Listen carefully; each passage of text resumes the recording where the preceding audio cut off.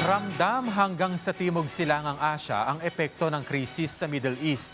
Kaya't prioridad ng mga kasaping bansa o kasaping bansa ng ASEAN ang pinaigting na sama-samang aksyon para tugunan ang seguridad sa enerhiya. Yan ang sentro ng balita ni Sheila Natividad. Sa kahabaan ng Central Avenue sa Quezon City, matatanaw ang isang maliit na karinderya ni Ate Baby. Ang 16 na taon ng kanyang buhay, inialay niya sa pagluluto ng iba't ibang putahe.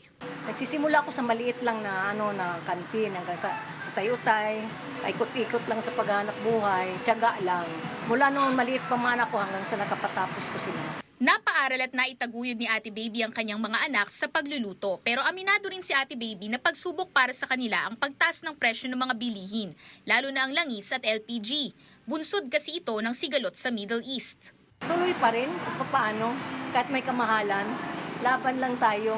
Kaya naman ang diskarte ni Ate Baby para maitawid ang pangangailangan ng pamilya.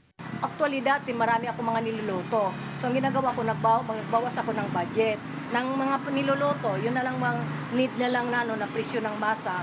Yun lang, tapos yung gasol, patapos gagamitin. Ino-off na. Ang mga negosyong katulad ng kay Ate Baby ang pangunahing apektado ng taas presyo ng mga produktong petrolyo, katulad ng LPG na nakadepende sa galaw ng world market. Ito rin ang dahilan kung bakit binabantayang maigi ng Department of Energy ang presyo ng mga ito at saka mag-aanunsyo ng pagtaas o pagbaba ng presyo ng langis dahil umiiral ang State of National Energy Emergency. Sa pakikiisa ng Pilipinas sa ASEAN Petroleum Security Agreement o APSA, mas mapatatatag ang supply ng enerhiya sa buong rehiyon, kung saan nananawagan din ng mga opisyal nito na maisakatuparan na ang APSA para matugunan ang pagkaantala sa supply ng produktong petrolyo. Matatanda ang nauna ng nanawagan si Pangulong Ferdinand R. Marcos Jr. sa Asia Zero Emission Community o ASEC Plus Online Summit ng pagkakaisa sa pagitan ng mga miyembrong bansa para matulungan ng mga nasasakupan na makaahon mula sa naging epekto ng Middle East crisis sa ekonomiya. Pagbibigay diin ni Pangulong Marcos Jr., malinaw ang ating kinahaharap sa ngayon kaya't kinakailangan ng agarang pagkilos.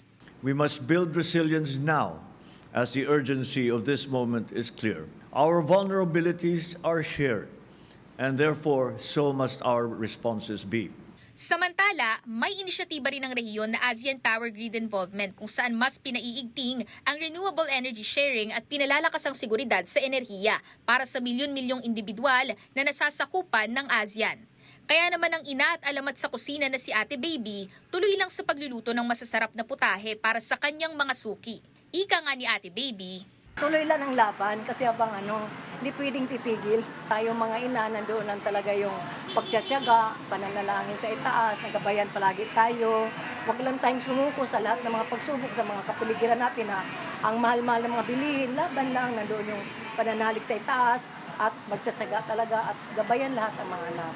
at sa huli, paalala ito na sa harap ng pabago-bagong presyo ng langis, hindi lamang diskarte sa kabuhayan ng kailangan, kundi mas matibay na kooperasyon sa rehiyon.